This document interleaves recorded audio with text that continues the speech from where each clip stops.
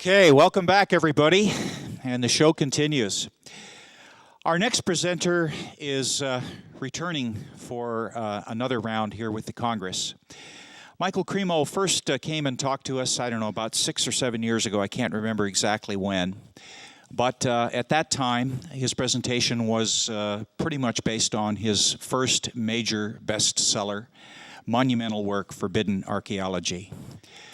I think most of you may be familiar with that, but very briefly, he did the most outstanding work possible, bucked the entire field of professional sheep-skinned personas, and came forth with a monumental document, document about the fact that when we go in and look at the real archaeological evidence, it indicates a completely different history than what we are taught. Very, very incredible work. And his first presentation on that was extraordinary. It's still available. It would be the foundation stone, actually, for launching into today's presentation. And it's quite a journey, and Michael is going to take us there, because from forbidden archaeology, we can draw a line to human devolution. It's going to be quite a ride. Ladies and gentlemen, here's Michael Cremo.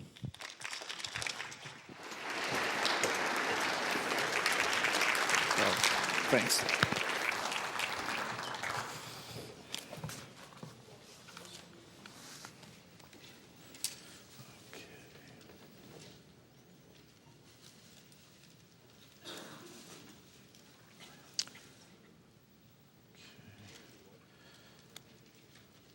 Is the presentation coming up? You had it for a second. Oh, okay. You can see it on the screen. Oh, okay. I can't see it on my screen, so I need to see it. Oh, there we go. Okay, now I can see it. Okay, sorry for that. Well, first of all, I'd like to thank Terry and Bob for inviting me back. Actually, I'd hoped to have come last year, but there was a scheduling problem. I already had some talks scheduled at the time, but I'm happy to be here this year. And the topic I'm going to speak to you today about is human devolution, a Vedic alternative to Darwin's theory. First of all, let me introduce myself as a researcher for the Bhaktivedanta Institute. That's the science studies branch of the International Society for Krishna Consciousness. And the purpose of that institute is to explore concepts of modern science in light of India's timeless Vedic wisdom. I've presented the information that I'm going to share with you today at a number of scientific institutions around the world, such as the Royal Institution in London, the Russian Academy of Sciences in Moscow, Bulgarian Academy of Science in Sofia, and many other throughout the world. However, not everybody agrees with what I have to say. This is an evolutionary biologist in Brazil screaming his head off at me. But I can give it back as well as take it. Now, where did humans come from? It's an important question. And today, the most common answer to that question comes from Charles Darwin and his modern followers. And they tell us that humans have come about on this planet by a purely material process of evolution that gradually led from more simple forms of life to the human form of life. Now, not everybody is happy with that explanation of human origins. I'm certainly not. And therefore, I've offered an alternative explanation in this book, Human Devolution. But although I call it a Vedic alternative to Darwinism, I realize it's part of a larger spiritual family of alternatives with roots in various of the world's great spiritual traditions, which I also honor and respect. Now, the first thing I'd like to show is that we really do need an alternative. If the current explanations are so perfect, then why even think about offering an alternative? Now, today, most scientists believe that life began on Earth about 2 billion years ago, as you see on the left side of the screen there.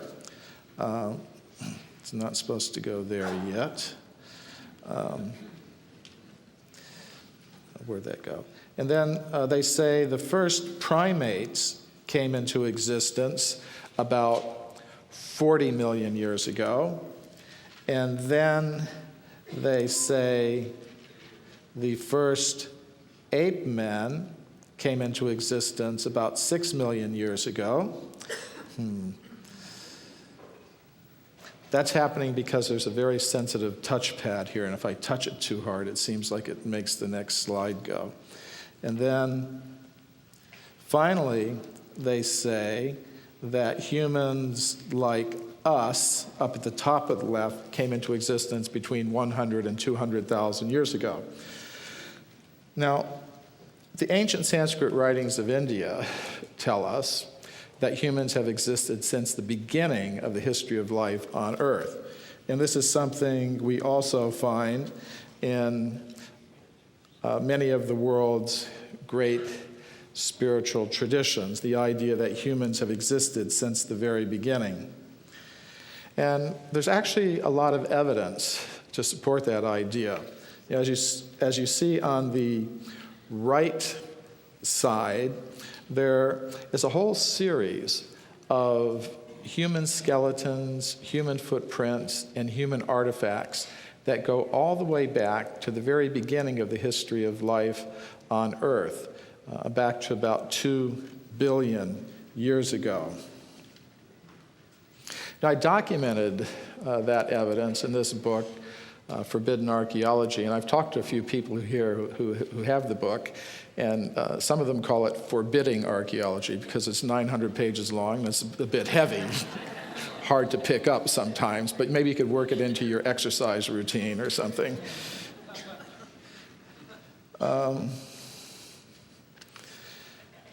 But anyways, if that's too heavy, it's also out in an abridged paperback version called The Hidden History of the Human Race, which has been translated into about 20 languages now, including French, Russian, and this is the Bulgarian edition.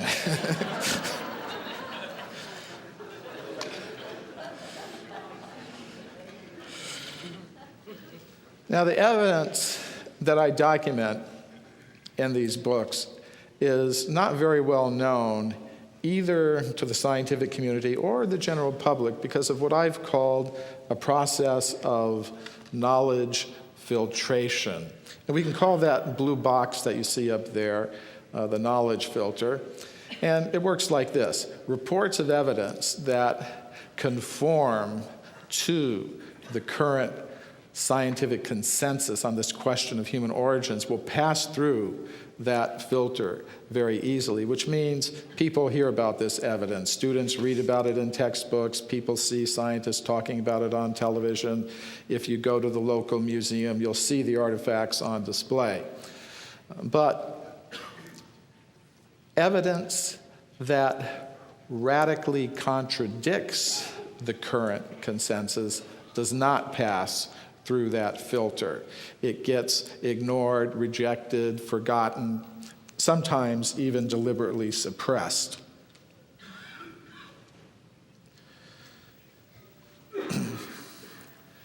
Now I'm going to go through a few cases before I get into the human devolution topic, just to give some reason why we need an alternative explanation. This is a geologist I know, Virginia Steen McIntyre.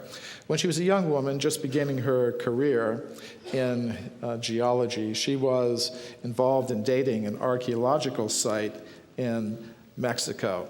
The site is called Huayatlaco. It's in the central part of Mexico near Puebla.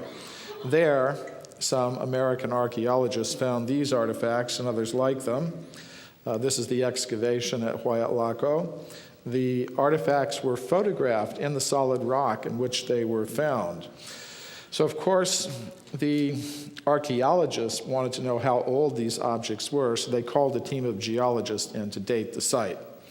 And Virginia Steen McIntyre and her colleagues used 4 methods to date the site. I'll explain a couple of them. First, they used the uranium series method to date some butchered animal bones that were found in the same layers as the human artifacts. That method gave them an age of about 245,000 years. Then, above the layer where the artifacts was a layer of volcanic ash. They used the zircon fission track method to date that layer of ash, and that gave an age of 270,000 years. So altogether, using all the different methods, the geologists concluded that the site must be at least 250,000 years old. But the archaeologists refused to accept this age. They said, that's impossible. Humans capable of making these artifacts did not exist anywhere in the world 250,000 years ago, what to speak of North America.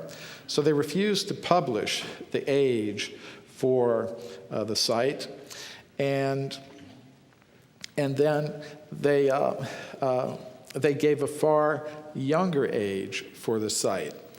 Now, when Virginia Steen McIntyre independently published the true age for the site, she found she was labeled a maverick. She found all of her opportunities for professional advancement were suddenly blocked off.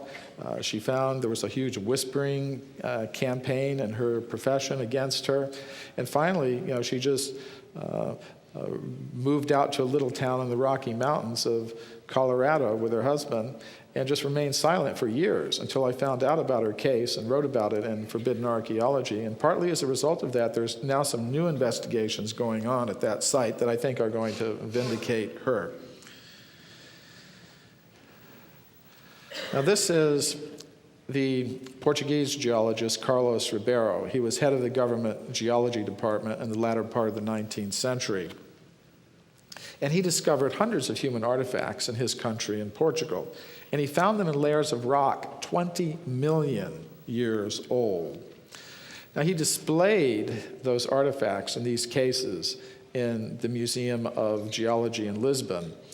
But if you go to that museum today, you won't see the artifacts on display in those glass-covered cases today. Today, they're kept locked in the cabinets, that you see on the left-hand side down at the bottom. But I got permission from the director of the museum to open up those cabinets, and I was able to study and photograph some of these 20-million-year-old human artifacts from Portugal. Here are some of them here. And by studying Ribeiro's old field notes and maps and documents, I was able to go out and relocate some of the sites where he originally discovered these artifacts, and we went out into the countryside of Portugal to visit these places. For example, this is the quarry at Morganheira, where he found some of these 20-million-year-old human artifacts. And here you see one of the artifacts he discovered there with his original label on it. Now, it's interesting what happened. As I said, when he was alive, he displayed these artifacts in the museum with labels indicating an age of 20 million years.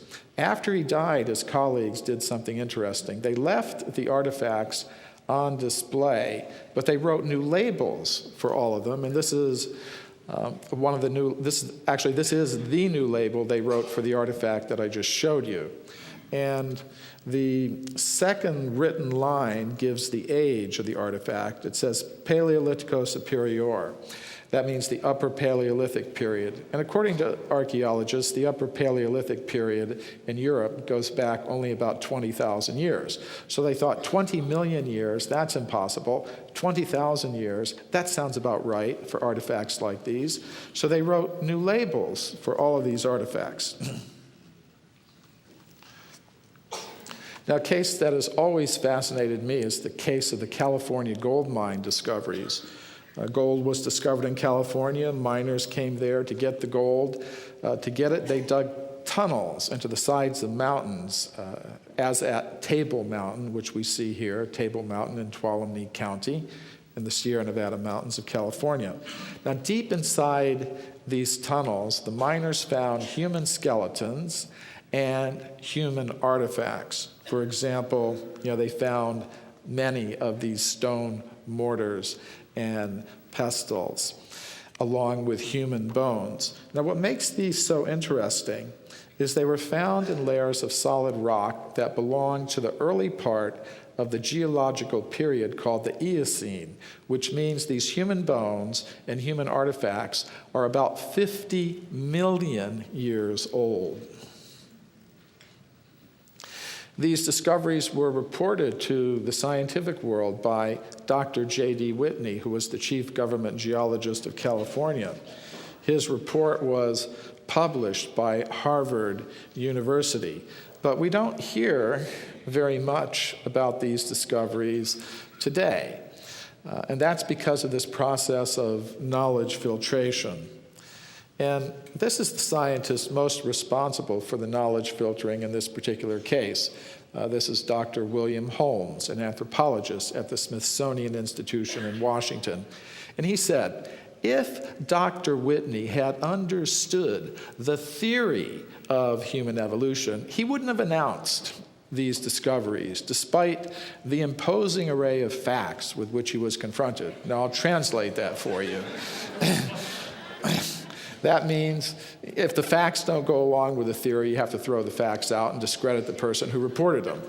And what year was that? This is in the late 19th century, going back around 1890 or something like that. So I had my own experience with the knowledge filtering process in connection with these California gold mine discoveries a few years ago when I was involved in the production of an NBC television special called The Mysterious Origins of Man, which was based on the work of many alternative history researchers, including myself, but John Anthony West was there, Graham Hancock was there, my work was also featured. And one of the cases they selected from Forbidden Archaeology was the California gold mine case. So I told Bill Cote, the producer, that he should go to the Phoebe Hearst Museum of Natural History at the University of California at Berkeley, because that's where some of those artifacts from the California gold mines are still being kept right to this day. But when he went there, the officials told him, no, we would have to pay our workers overtime, to search through our collections, to find these artifacts for you. And he said, well, I'll pay, all the salaries, overtime salaries for the workers. And then they said, well, we have another problem. we just wouldn't have enough time. You're making a television program, you probably have a very tight deadline, a few weeks or something, and there's just not enough time for us to go through our collections to find this stuff. And he said, no, I've got 6 months to do the program. And finally, they just told him, no, go away. You're not going to see this stuff.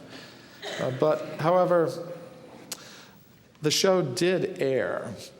And there was an amazing reaction. There was a huge firestorm among American scientists, especially those who favored the theory of evolution. And they actually tried to stop NBC from showing the program. They weren't successful. And then they became even more upset when they learned that NBC was going to show the program a second time. So that outraged them to no end. And again, they tried to stop NBC from showing the program. They weren't successful, and then they went to the government. They went to the Federal Communications Commission, and they asked the government to investigate NBC, censure NBC, and they actually wanted the government to fine NBC millions of dollars so they would never do anything like this again. Now, I'm happy to say that in this particular case, the FCC didn't do that, but it was interesting that these attempts were made. Now, a couple of years ago, I was preparing a report on these discoveries for the World Archaeological Congress, which is the world's largest international organization of archaeologists. And perhaps because of my connection with the World Archaeological Congress, the museum officials decided maybe it wouldn't be a good idea to deny me permission to see these artifacts. So I did get permission to study and photograph these artifacts from the California gold mines. So they're not kept in the museum itself, they're not displayed to the public, they're actually kept in a storage building about 5 miles from the museum itself. But some of these 50-million-year-old human artifacts from the California gold mines are still in the museum today, although you will never see them.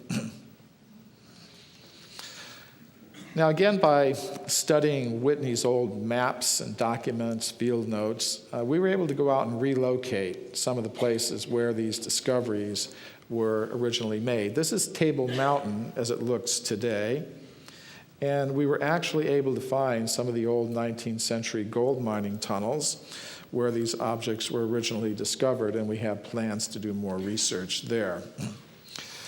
Now, how far back in time can we go with evidence like this? In the year 1862, a scientific journal called The Geologist published an interesting report. An anatomically modern human skeleton was found 90 feet below the surface of the ground in Macoupin County, Illinois, in the United States. And according to the report, above the skeleton was a thick layer of slate rock that extended for hundreds of yards in all directions. Now, according to geologists of the state of Illinois, the layer in which the skeleton was found below the slate rock is about 300 million years old. Now, this interesting report from Scientific American tells of a beautiful metallic vase that was found 15 feet deep in solid rock near the city of Boston, in a place called Dorchester. And according to geologists of the United States Geological Survey, the rock in that place is about 600 million years old. Now, the oldest objects I found in my research come from South Africa. They're round metallic objects that have been found by miners there at a place called Ottosdalen in the western Transvaal region. The objects are about 2 or 3 inches in diameter. They're made of a naturally occurring type of iron called hematite. Hematite is still considered to be a semi-precious stone by people today. You can buy hematite jewelry. The most interesting feature of those rocks, those objects, are the parallel grooves that go around the center of each one.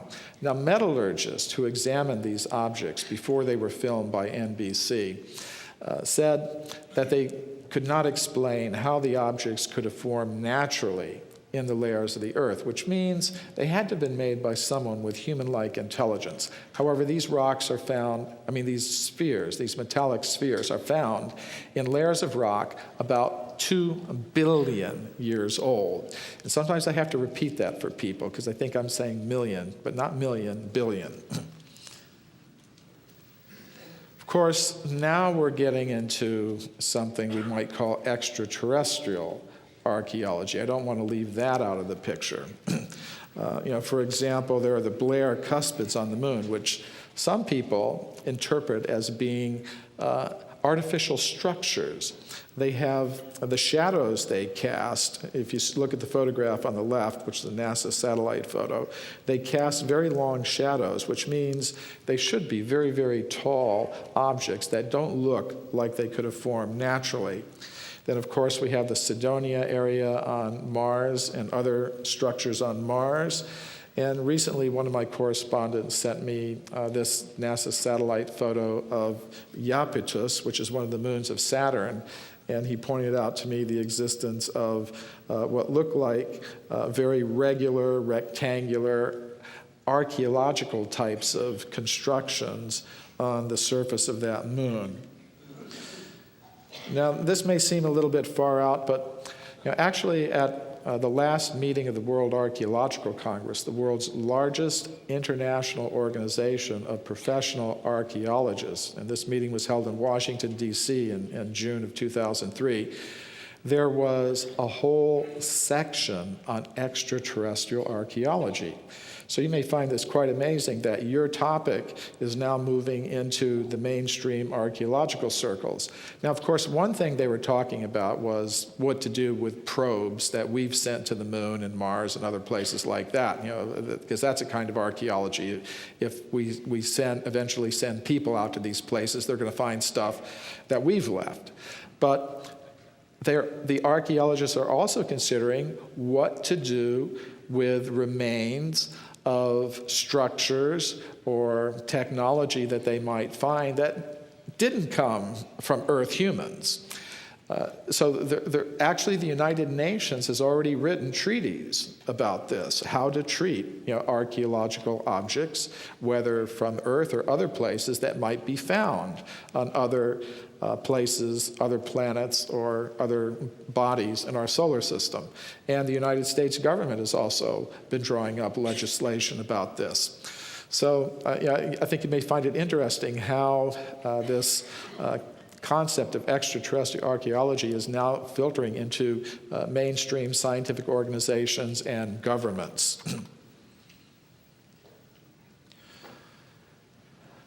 So there's a lot of archaeological evidence that challenges our current conception of human origins. And sometimes people ask me, well, what about evidence for other forms of life, plants and animals and things like that? Is there any evidence that challenges our conception in those areas as well? And I'm just going to mention a couple of things. There's not a lot of time to go into a whole lot of cases. But just last year, there was a very interesting discovery made in China of a very large mammal that was found in Cretaceous formation. So the Cretaceous formation is towards the end of the age of the dinosaurs. It goes back about 120 million years or so to about 60 million years ago. And in these Cretaceous formations in China, they found this big toothed mammal about the size of a large dog. And previous to this, they thought the only mammals that existed during the time of the dinosaurs were tiny little mouse-like, shrew-like animals that barely weigh a few ounces. And now they're finding these huge mammals. And they found that this particular type of big carnivorous animal was eating dinosaurs. So the discoverers said in their report in Nature, this new evidence gives us a drastically new picture. And I don't think they know how drastically, how much more drastic, the picture can change if they start taking into consideration the kinds of evidence that I'm talking about. Now, there's also some interesting anomalies in the history of plant life on this planet. These are the Salt Range Mountains in Pakistan. And I went there a few years ago. This is before, all the current troubles. But I went there to the Salt Range Mountains in Pakistan, which is a very rough area, and there's a salt mine there. And a few decades ago, there was an Indian scientist who went deep into these salt mines, and he found the remains of flowering plants in early Cambrian formations. Now, let me just tell you what that means. If you look down at the bottom of the chart there, you see the early Cambrian period. It goes back about 600 million years or so. And that's before the time, according to the current theories, that the first plant life existed on land. If you look up towards the Cretaceous period, you'll see that it was only at the beginning of the Cretaceous period, about 100 million years ago or so, that the first flowering plants came into existence. And when I say flowering plants, I don't just mean roses and lilacs. Practically all the plants that we use for food on this planet, the fruits and the vegetables, are all from the flowering plant family. So there's evidence from this salt mine in Pakistan that these flowering plants were existing hundreds of millions of years ago, at the very beginning of the history of life on Earth. So some people will say, but what about genetics? Haven't scientists through genetics proved that we evolved from the apes? And not really. There's a lot of propaganda to that effect, but if we actually look, we see there are a lot of holes in that theory.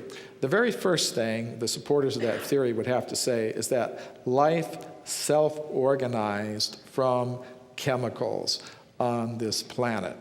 And you'll see that in every science textbook. You'll see it on all the, the television science specials that you see on PBS and things like that.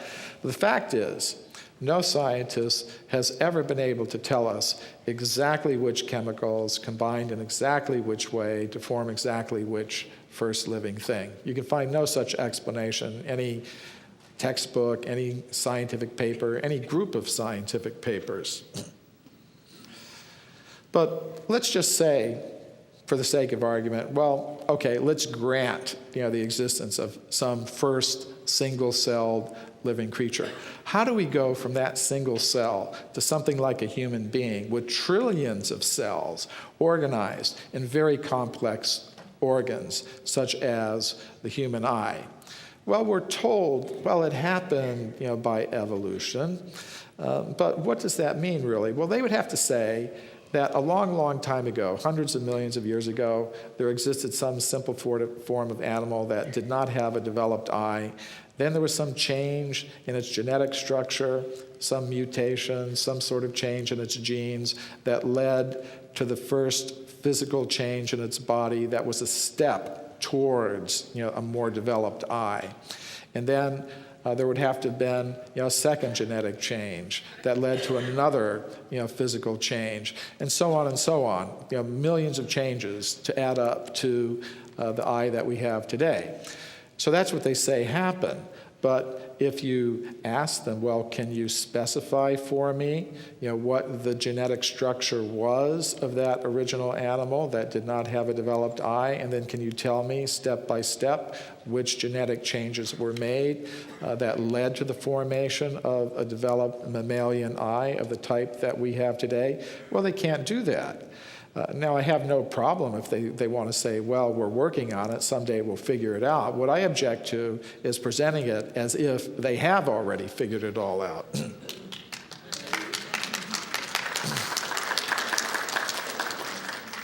And of course, it's not just enough to explain, how the physical structure of the eye came about in that way. You also have to explain how the optic nerve formed and to carry the signals from the eye to the brain. You also have to explain in that same way how the visual centers in the brain developed that were capable of receiving a signal from the eye and converting it into a visual display. And I can tell you that the technicians who are working these cameras and working in the back there will tell you it takes a lot to make a visual display. It doesn't happen by accident. So there's a lot of fossil evidence that contradicts the current theories of human origins. The current theory of human origins has not been demonstrated by genetics and DNA. So we really do need alternative explanations. And I've offered one in this book, Human Devolution. Now, what I say there is, before we even ask the question, where did human beings come from? We should first of all ask the question, what is a human being? We should know what it is we're trying to explain. Otherwise, how can we tell if we've explained it or not? So today, many scientists will say that a human being or any other living thing is simply a combination of chemicals. A very complex combination, no doubt, but really that's all that any of us are. However, I believe if we look at all of the evidence that comes to us from various fields of science, we're going to see it's more reasonable to say that a human being is a combination of three things. Ordinary matter, yes, that's part of what a human being is. But beyond that, there's a subtle mind element, and beyond that, there's the element of consciousness. Now, when some scientists hear something like that, well, they say, well, look, that's not how we do science. We try to explain things in terms of what we know already in terms of substances. We don't just start bringing in new substances, but actually that's not true, because even in the cutting edges of modern science, we see that this is being done. For example, let's look at cosmology. Until the early 1970s, late 1960s, when astronomers looked out at the universe, they tried to explain everything they could see in terms of the gravitational attractions of ordinary matter. And they found they weren't able to do it. They found, for example, that they were not able to explain the spiral structure of galaxies just in terms of the ordinary matter there and its gravitational effect. So they had to introduce new substances. We've had to introduce the new substance, dark matter.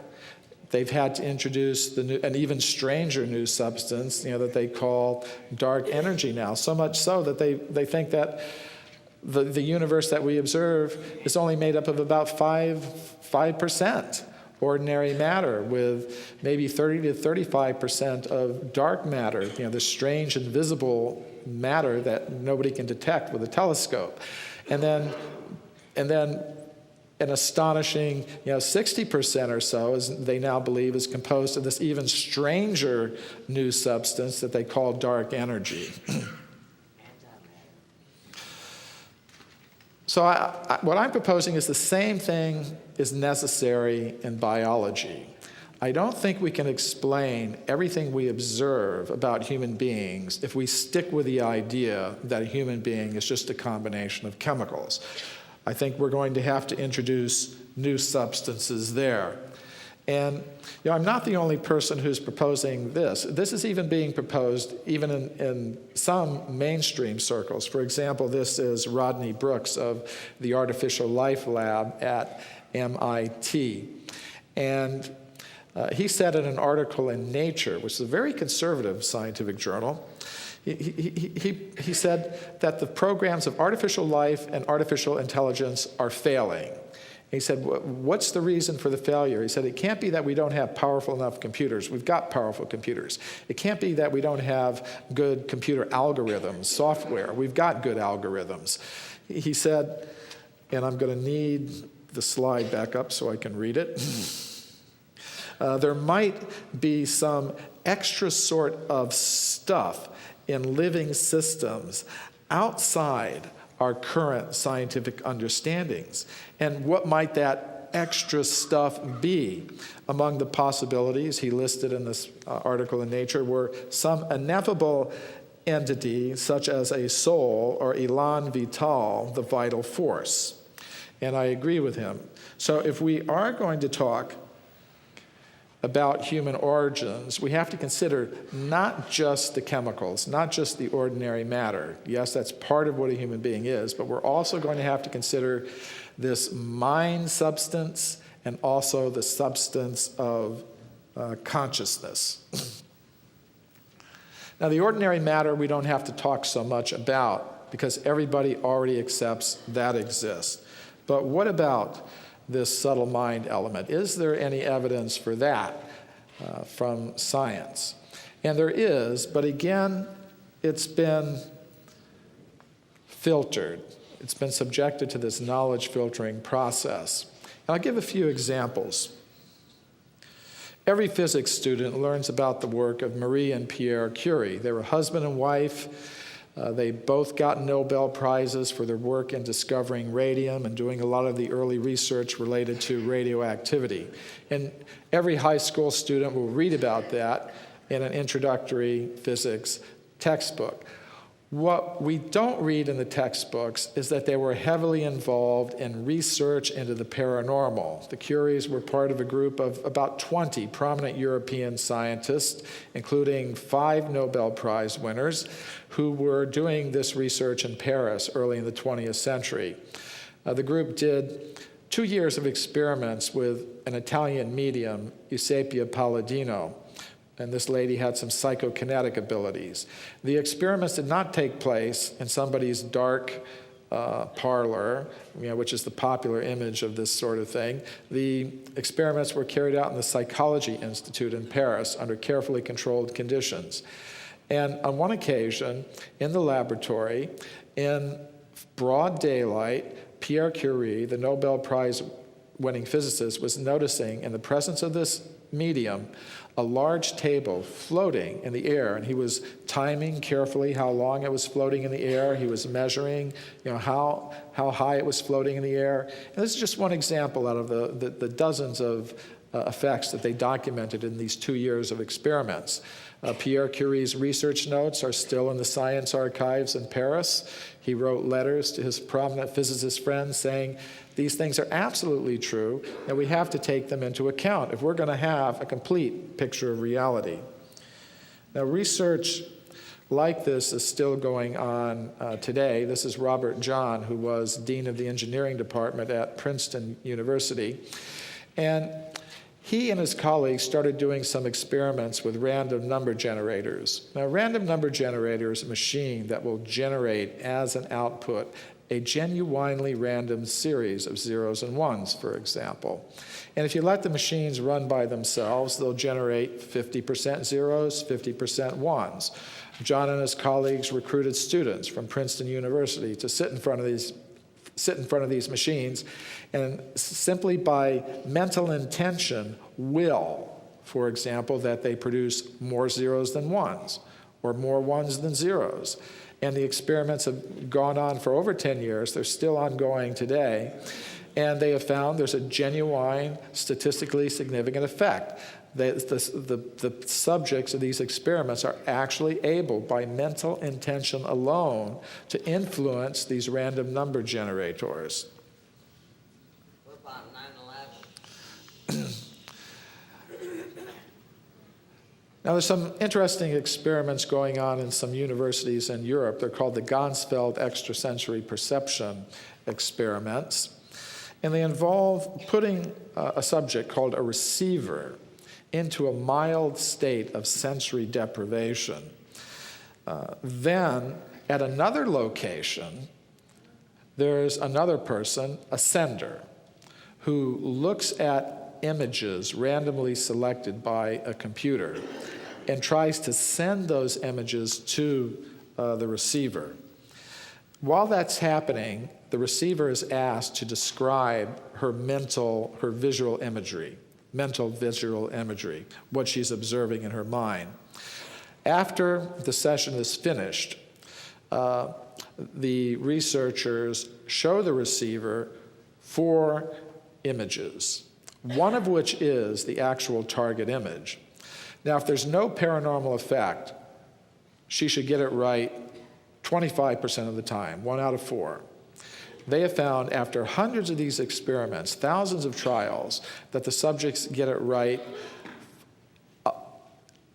far greater than you would expect simply by chance. Over 37%, they get it right. And it may not sound like much, but statistically, the odds against that are trillions to 1.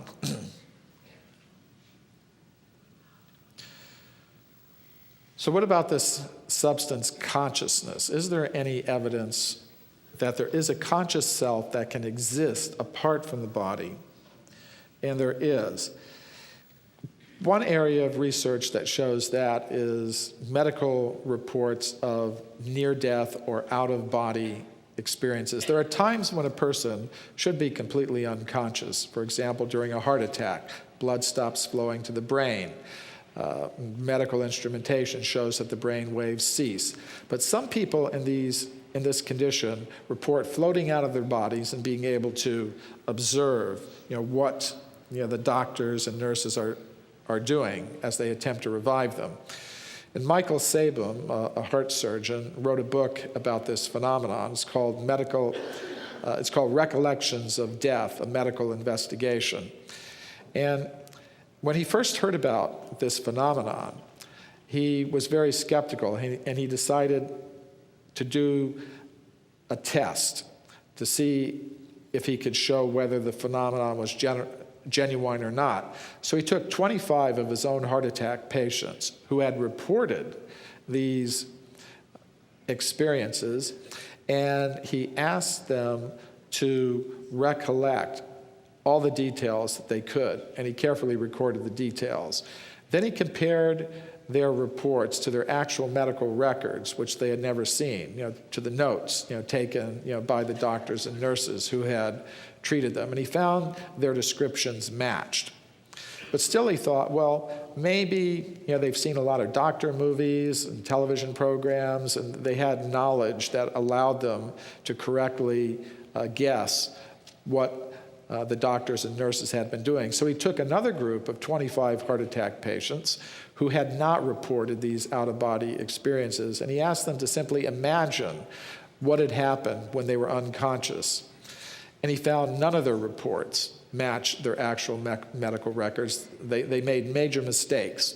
So he took that as confirmation that the reports were genuine. And he asked a question at the end of his study. He said, could this conscious self that separates from the body during these moments of crisis be the soul that the great religions of the world have always spoken about? And I think the answer to that question is yes. Now, another area of evidence for a conscious self that can exist apart from the body comes from medical investigations of past life memories. For example, the psychiatrist Ian Stevenson of the University of Virginia Medical School and his colleagues have investigated thousands of reports of past lives spontaneously reported by young children. He prefers dealing with children because older persons are more able to do some kind of research and perhaps artificially construct some past life memory. But he found in over 800 cases, he and his researchers were able to verify the existence of the person the child claims to have been in the past life. Now again, some people are going to, in the scientific community anyways, are going to say, do you really expect us to take this seriously, out-of-body experiences and random number generators and all? I found it interesting that Carl Sagan, who was pretty much of a skeptic about a lot of this stuff, had this to say in his last book. There are 3 claims in the ESP field which deserve serious study. 1, that by thought alone, humans can affect random number generators. 2, that people under mild sensory deprivation can receive thoughts or images projected at them. And 3, that young children sometimes report the details of a previous life. Now, I don't agree with Sagan that those are the only things that are deserving of serious investigation, but just those 3 things alone are enough to make the point that I'm making, that there is a subtle mind body, there is a conscious self that can exist apart from the body. So if we're going to talk about human origins, we have to talk not just about the matter, but about the mind and the consciousness. And this leads to another idea, because we have to explain where all these things came from and how they came together in the human form. And this leads to the idea that we live in a multi-level cosmos, where on each level, one of these elements dominates and is inhabited by beings adapted to the conditions at that level. And this is an idea that was actually quite common, even in the West, even in Europe, until a few centuries ago. You know, the leading thinkers of that time in medieval Europe believed there was a level of the cosmos dominated by ordinary matter, the terrestrial level that we inhabit. Beyond that, they believed there was a level of the cosmos dominated by the subtle mind element, inhabited by beings adapted to the conditions there. You can call them angels, gods, goddesses, astral beings, or whatever. There are a lot of different names for them. And then beyond that, at the third level, there was a level of pure consciousness, or spirit, if you like that word. And there's a lot of evidence for this idea that we live in a multi-level inhabited cosmos in the great wisdom traditions of the world, the records left by these ancient civilizations. However, some people are going to say, well, these Egyptian, Sumerian, Hindu, other types of ancient civilizations may have talked about these things, but what kind of evidence is there today that we live in some kind of multi-level cosmos? And there is evidence for this. And here are some of the areas. This is not an exhaustive list, but this is gives you some idea of the types of evidence that there are. First, communications from departed humans. Second, possession of living humans by spirits of departed humans. 3, apparitions of departed humans. 4, possessions of humans existing on this level by superhuman beings from other levels of the cosmos. 5, apparitions on this level of supernatural beings, higher dimensional beings. And then we have, finally, the modern UFO, alien abduction, alien contactee type of evidence.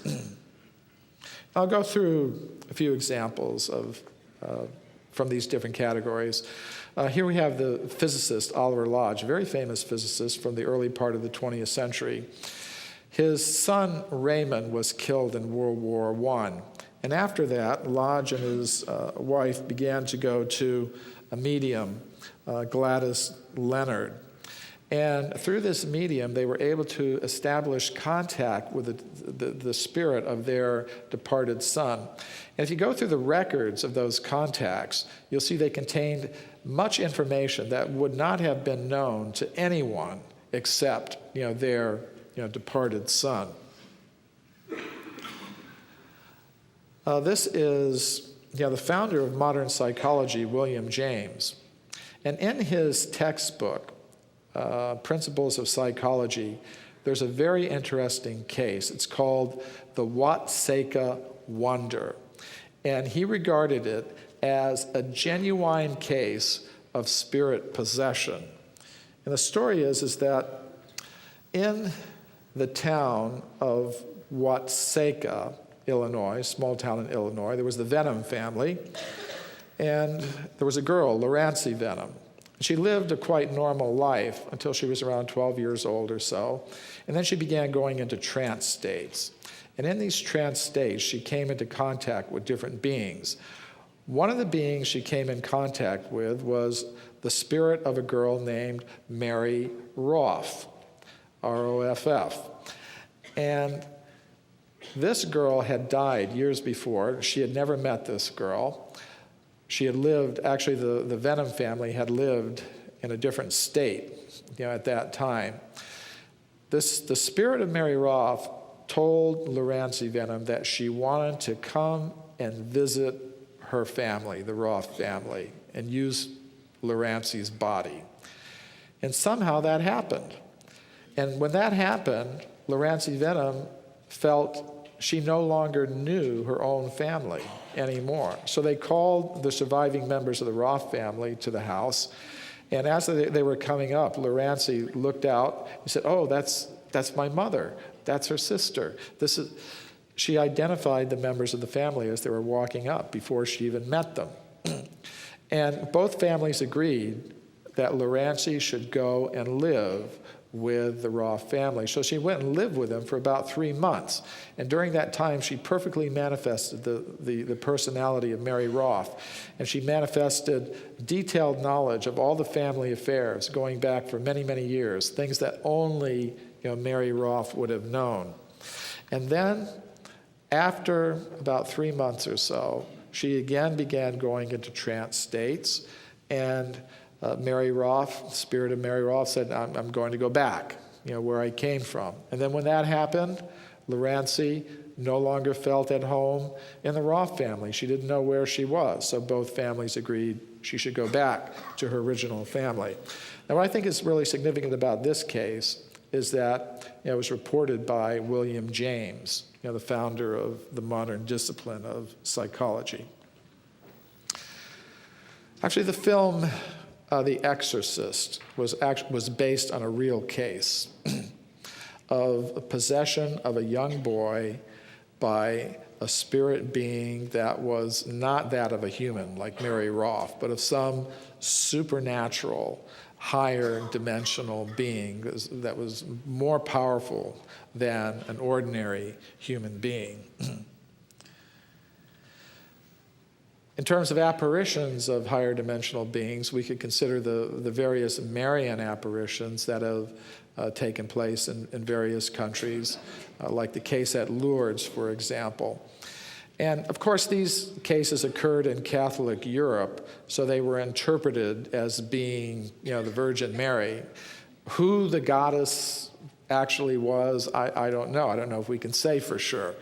But definitely, there have been apparitions of higher dimensional beings, as you well know.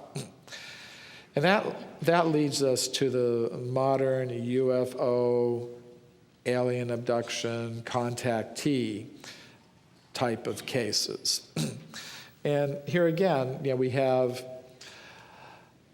evidence that we live in a multi-level cosmos inhabited by different types of beings. Now, among UFO researchers, typically in the past anyways, there have been two basic groups. You've got a nuts and bolts group that tries to interpret the whole phenomenon just in terms of ordinary matter. But more recently, and becoming more prominent, is the group of researchers that interprets the phenomenon more or less along the lines that I've been speaking about today, as involving paranormal elements, involving something more than the cosmos that we observe through our telescopes, involving something more than human beings as just being purely chemical entities. And one of the researchers who was at the forefront of that was the late John Mack, who I believe has spoken here a few times. A couple of years ago, about 2 years ago in July, I met him at a crop circle conference in England, and he came up to me after my talk, and we had a nice exchange. I was looking forward to having some further exchanges with him, because we've kind of from a distance had been admiring each other's work, and we were looking forward to exchanging more information. But then I learned, unfortunately, he was the victim of an automobile incident in England that resulted in his life ending. So I think it was a great loss to this community. But he said in his book, Passport to the Cosmos, and I agree wholeheartedly, it appears ever more likely that we exist in a multi-dimensional cosmos. The cosmos appears to be filled with beings, creatures, spirits, intelligences, gods.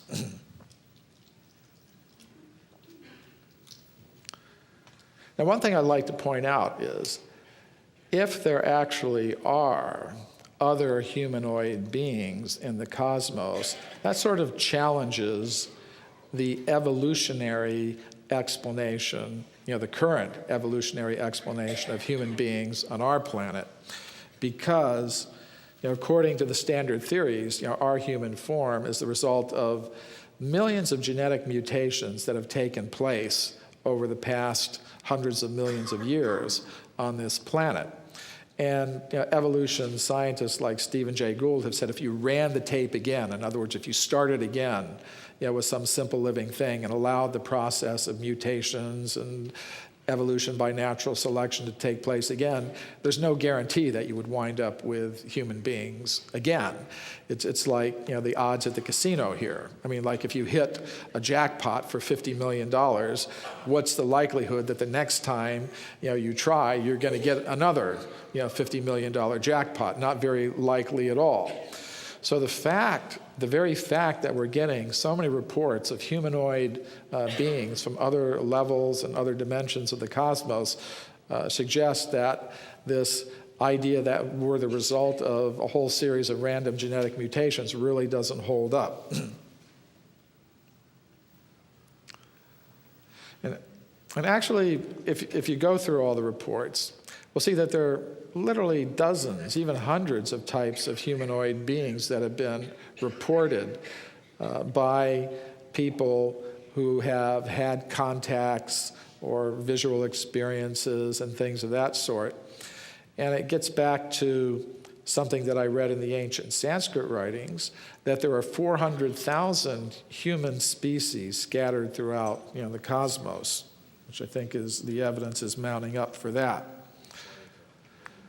So what sort of things can we expect to be happening in a multi-level cosmos where we have beings existing at these different levels adapted to the conditions at each level, with each level being more subtle than the one below it? I think one thing we can expect to see is accounts of travel from one level to the next level of the cosmos. For example, we have accounts by Black Elk, an American Indian who reported being taken by his spirit guides to other levels of the cosmos. And of course, this can also happen with machinery, with different kinds of ships and craft.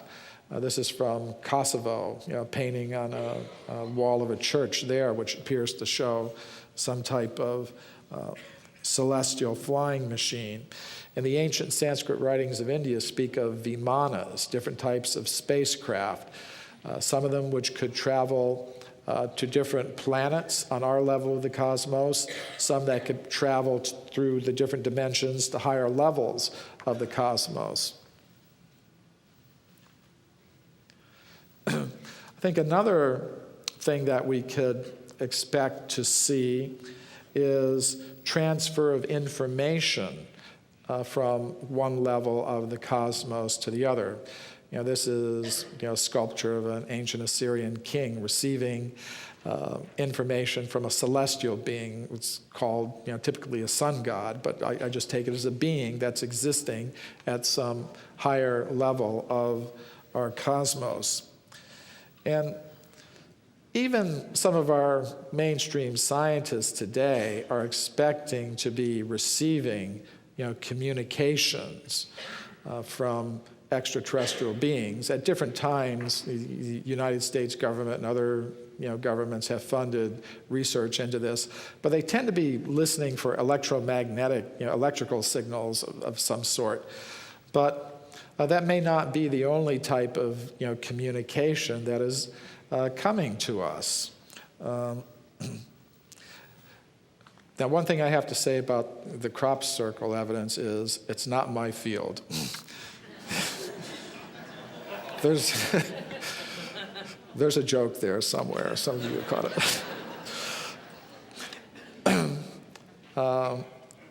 Some of the previous presenters have had much better pictures of crop circles than I put up here.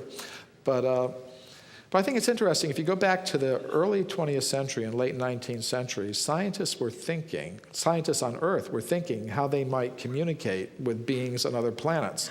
And one idea that they had, this is put forward by a prominent German mathematician, is that we should go to Siberia, where you have extensive pine forests, and we should clear out, chop down some of those pine forest areas in large geometrical patterns. Say, for example, to show the geometrical proof of the Pythagorean theorem.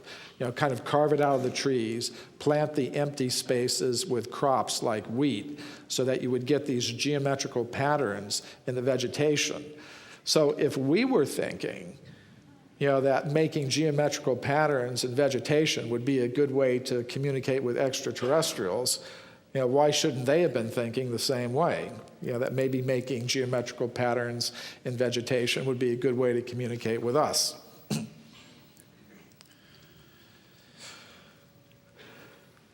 Now, another thing that we might expect to find in a multi-level cosmos is manipulation of the forms of the beings on the lower levels by the beings on the higher levels.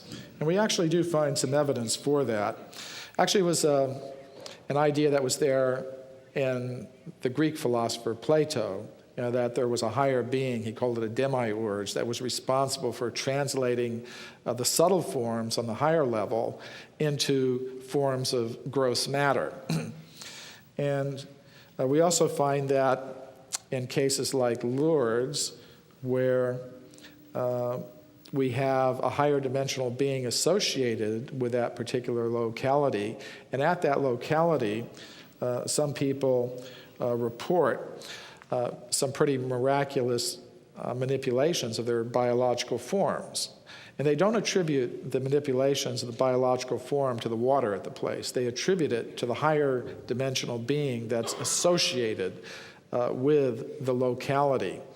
And what I like about Lourdes is that for over a century, there's been a medical board there that has carefully documented some of these cures. For example, there was the case I just had up of a French workman who had a very severe case of varicose veins, and then just after taking the waters at Lourdes, the case was completely cured. So I've talked about a lot of things, and now I want to bring it to a conclusion.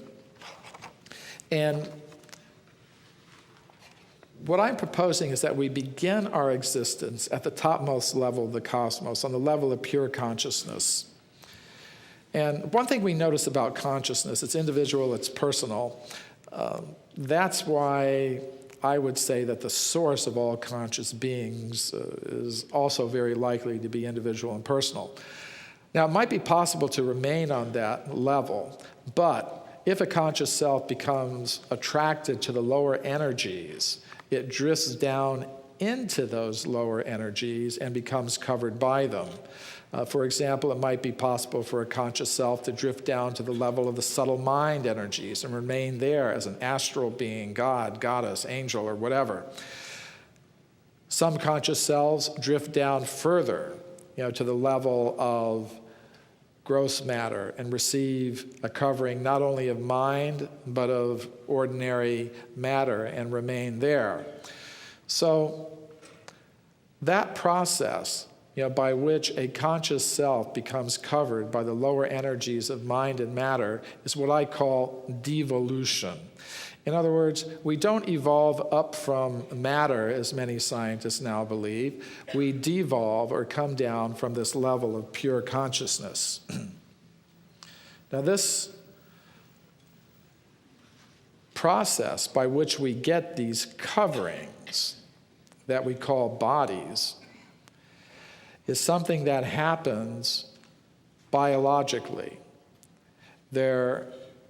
The ancient Sanskrit writings speak of gods and goddesses at the higher levels of the cosmos who, through their sexual process, through their reproductive process, produce the forms of the beings at the lower levels where we now find ourselves. So you have these accounts of reproductive activities of higher beings being responsible for the forms of the lower beings. And according to these ancient Sanskrit writings, these higher beings use in their reproductive process something called bijas, or seeds. And these seeds contain the plans for our bodily forms. They're not accidents of genetic mutations. They are planned for us. And this was an idea that we also find in the ancient Greek philosophers. They also had the idea of what they called rational seeds, logoi, spermatikoi. Plotinus, St. Augustine, others in the ancient world understood that there's has to be something that's guiding the process of the production of all of these complicated biological forms. And this is something that we also encounter in the modern UFO abduction and contactee type reports, that these beings have some interest in the reproductive process, and that they have some ways of manipulating the reproductive process. So that's what I'm really suggesting, that our human form is not an accident of millions of years of random genetic mutations. The human form has been planned for us, for a specific purpose by higher beings.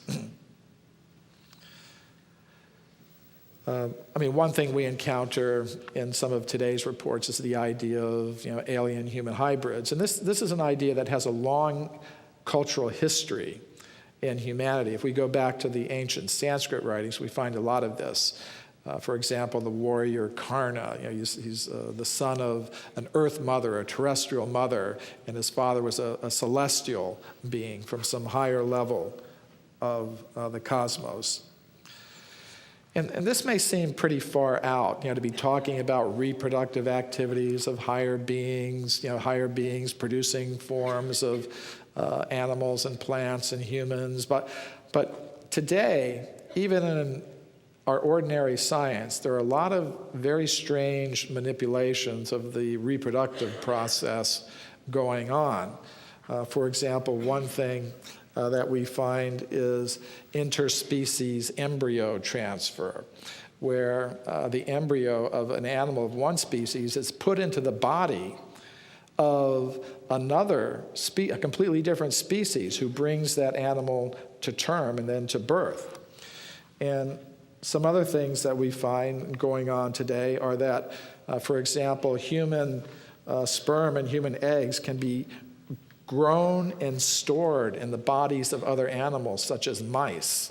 So these things are going on even today on a certain level, and I think that beings with more intelligence than us could have engaged in even more intense kinds of efforts to manipulate their reproductive processes so as to produce the forms that we have now in this world.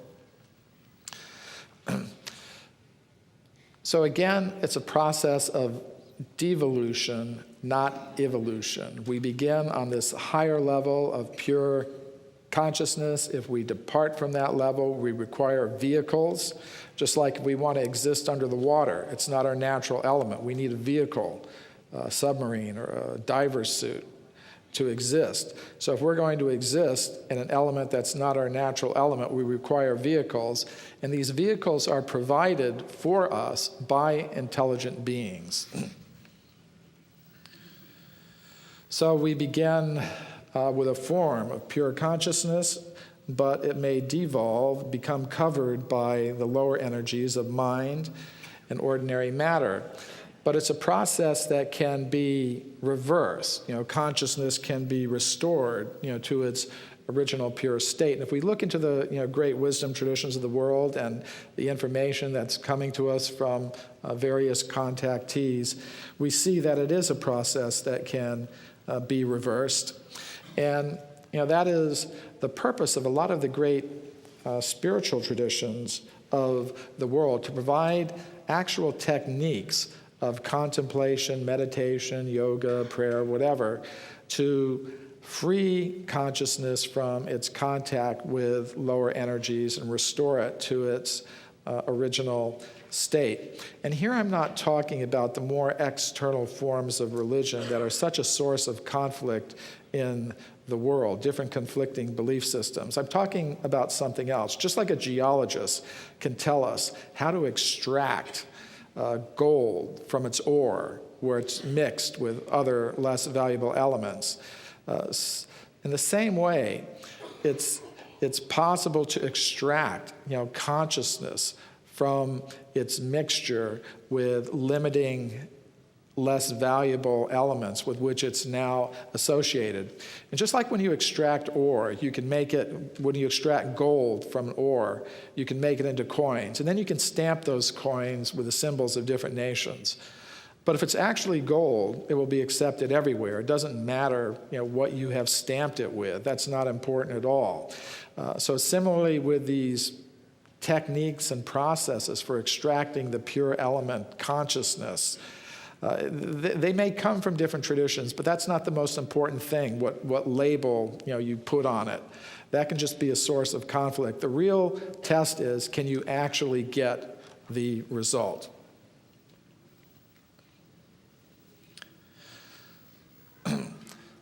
So, what I've offered is an alternative explanation for human origins. And when people think about this question, generally they want a very simple answer. They want a simple creation story, that God created everything out of nothing, including the human form, just like that. Or they want a very simple evolution story. Well, the chemicals combined together and gradually they turned into a human being. Or they want a very simple E.T. story, of how the human form came to be. But I think the actual story is a little more complicated. I think it involves all three of those things. I think there is some kind of overall guiding cosmic intelligence that is behind the whole process. There is a kind of evolution that takes place, but not the kind of evolution that scientists now speak about. Instead, it's a process of devolution. But there are some similarities with the current evolutionary account. One of the similarities is origin from a common ancestor. I believe we all do come from a common ancestor. There is a process of reproduction with modification that goes on. But the difference is this process is intelligently guided. It doesn't start from the simple and go to the complex. It starts from the complex and then manifests the more simple things. It involves predetermined forms. It's not just a series of random, we're not just a product of random genetic mutations. And it also involves pre-existing consciousness. Here we take consciousness as the original thing. Consciousness is not just a byproduct of chemicals, going on in the brain. And there is an extraterrestrial element to it because this process is going on all over the universe and in many different universes and at different levels, within those universes. So there is an extraterrestrial element to it as well.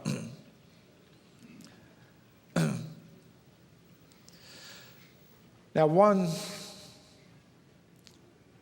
character of a good, say, scientific explanation is that it allows you to take evidence from many different fields and combine them together in such a way that you come up with an answer to some important question. And one of the other characteristics is that you don't manipulate the evidence. So today's scientists, in order to keep their current theory of human origins, they have to manipulate the evidence. They have to ignore vast quantities of archaeological evidence that contradicts their current theories. They also have to ignore vast areas of evidence that show the existence of a conscious self, of a mind element, of a multi-level cosmos inhabited by different types of beings. They have to ignore all of that evidence. Whereas the explanation that I'm offering today allows us to take all of the evidence that's there, put it together in such a way that we come up with a good candidate answer, I believe, for the question, where did we come from? Thank you.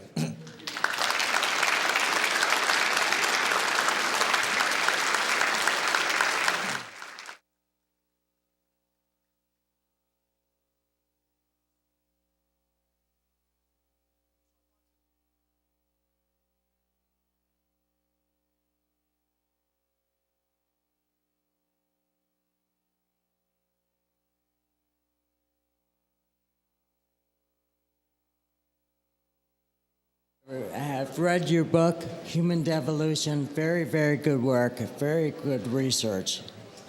Thumbs up. My question, though. I've researched with the Princeton people. What is your take on the 9/11 event that the Princeton research psychics didn't see? Do you have any opinion on it? So the question is, do I have any thoughts on 9/11? Well, I think there has to be some kind of division of labor.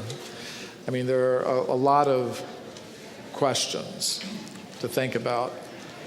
And I have not really myself thoroughly gotten into investigating the 9/11 incident.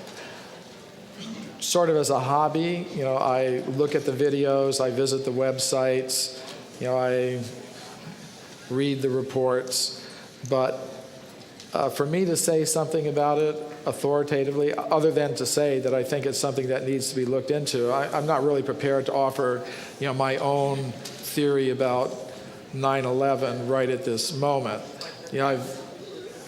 Psychics did see coming. Well, that's important. I think that shows. So that he's pointing out that psychics foresaw it.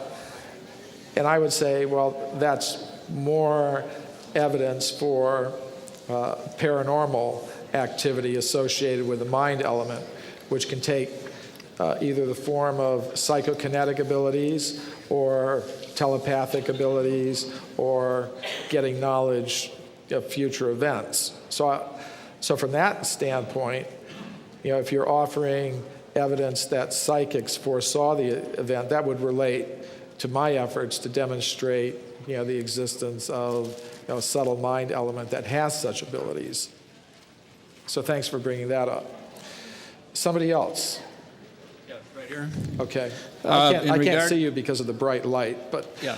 In regard to the 9/11, there was a guy on Bell just last week who gave the best description of who was behind 9/11 that I've ever heard.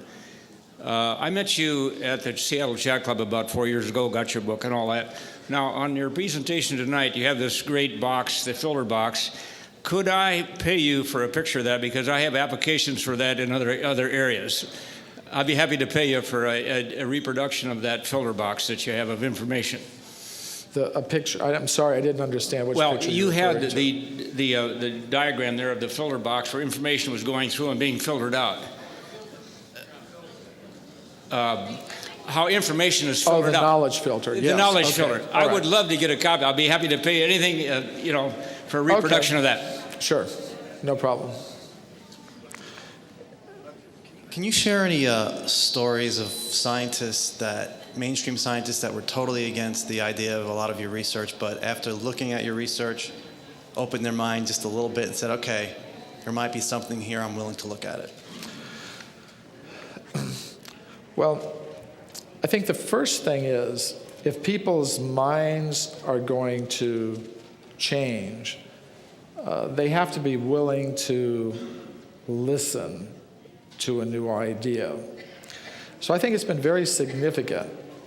A significant sign of that willingness, at least among some scientists, is the invitations that I've gotten from some of the top scientific institutions in the world to present, these ideas.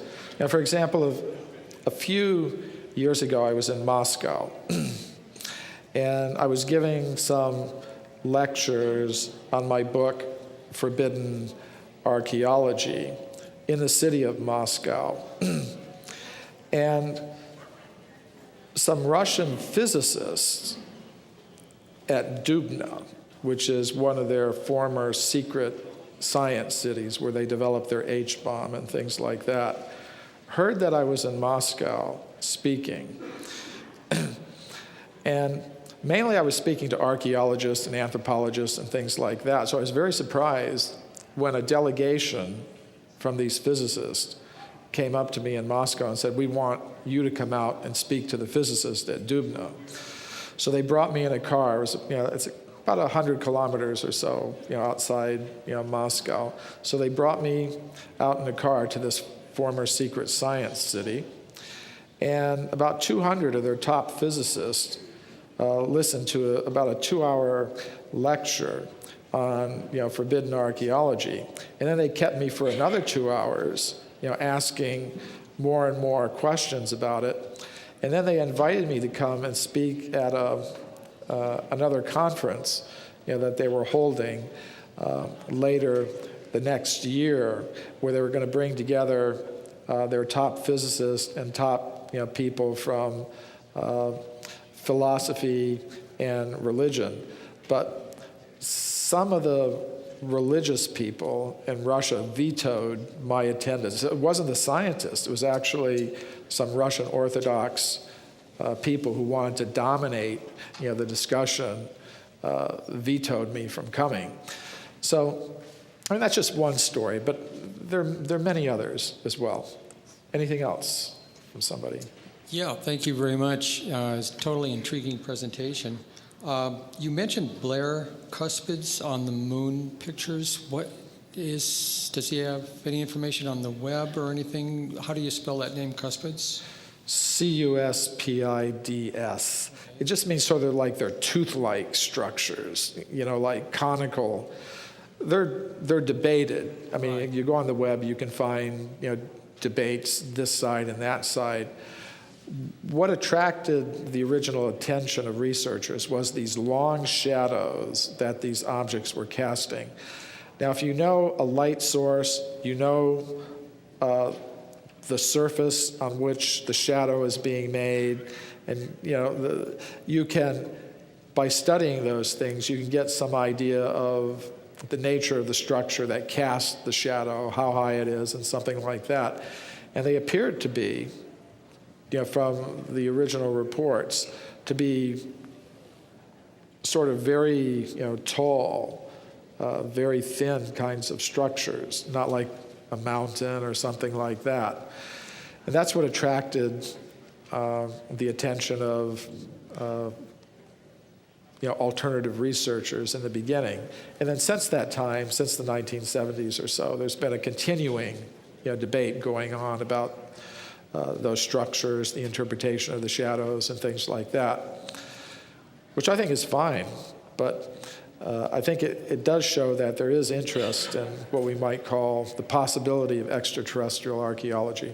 Is there anything you could say about the bija seeds, those rational seeds in the Greek lore that related to the rational seeds you mentioned in Greek lore? The bija seeds I hadn't heard from before.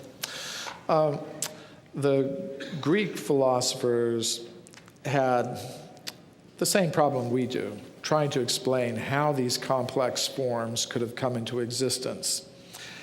So the idea that they had is that there is some higher intelligent being who has created subtle, invisible seeds that they called logoi spermatikoi, rational seeds. And these are what gives matter its complex biological form.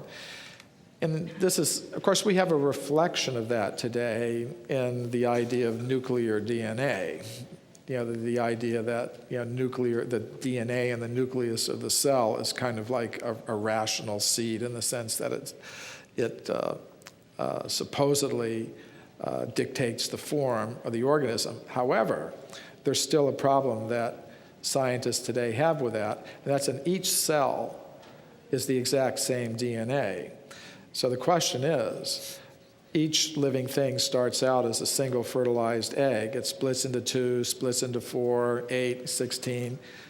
Each one contains the same DNA. So how does a particular cell know? Well, I'm going to be the skin cell of a finger, or a brain cell, a neuron in a brain, or a blood cell, or whatever. It's not clearly understood. They want to say, well, there's chemical signals that dictate to the cells, what part of the DNA should be turned on to make the cell perform its particular function. But if you think about that, that's even more complicated. It doesn't make it any easier. How do you get all these signals? Mechanistic approach. Yeah, I mean, so I think this idea of a rational seed that dictates the developmental biology of an organism is one way to look at it, that it works, that associated with the DNA, there's these subtle rational seeds that help. As in your picture, mind in that sense was associated with body, in a sense, then as in that sort of analogy. Yes. The beaches would be associated, and then that wouldn't be necessarily a very mechanistic model, right, the beaches? No, it's not a purely mechanistic model, because there's something guiding the unfolding of the process of biochemical development. And I think there's a need for that, because nobody's been able to explain how we do get these complicated forms simply by the biochemical elements that we can observe. Thanks again for your presentation. Are you in California? Yes, I am. Los Angeles. Yeah, if I can give you a card later on. Okay, so I think we're at our time limit. Probably want to go to lunch now. I'll stay here. If anybody wants to talk, I'll be out at